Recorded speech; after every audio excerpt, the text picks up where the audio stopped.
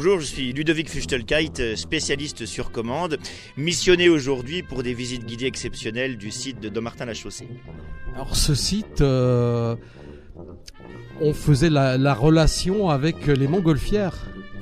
Oui, j'aurais pu aborder le sujet d'une manière historique et j'ai préféré l'aborder d'une manière technique et révéler l'importance de l'air et de l'aéronautique et des moyens de déplacement sûrs, sains et écologiques à Dommartin-la-Chaussée depuis la préhistoire. Il y a plein de choses à découvrir dans ce village, justement, qui ont trait à ces montgolfières.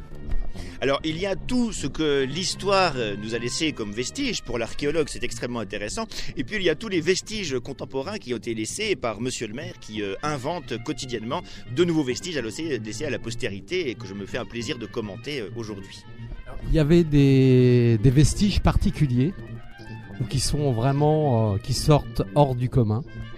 Alors, je citerai, parce que je trouve cela extrêmement émouvant, les premières tentatives de ballons, de montgolfières qui datent du néolithique et qui sont ces pierres que l'on voit alignées dans les champs, des montgolfières en pierre qui n'ont jamais pu décoller et qui ont fait le désespoir de nos ancêtres du néolithique. Ça va jusqu'à nos jours, peut-être même plus loin.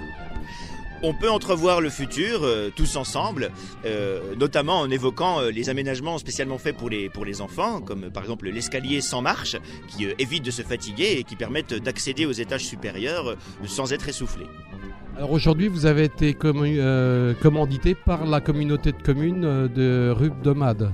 Oui, tout à fait. C'est la deuxième collaboration avec la communauté de communes, puisque j'avais déjà fait de longues visites dans la nature à Onville l'année dernière. Et aujourd'hui, on me demande quelque chose de plus technique en lien avec l'air.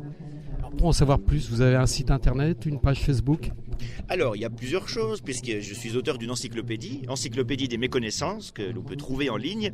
Et sinon, le site de la compagnie Astrotapir, donc astrotapir.com, astrotapir.com, où on trouve toutes les dates où on peut me retrouver et les informations nécessaires pour mieux me connaître.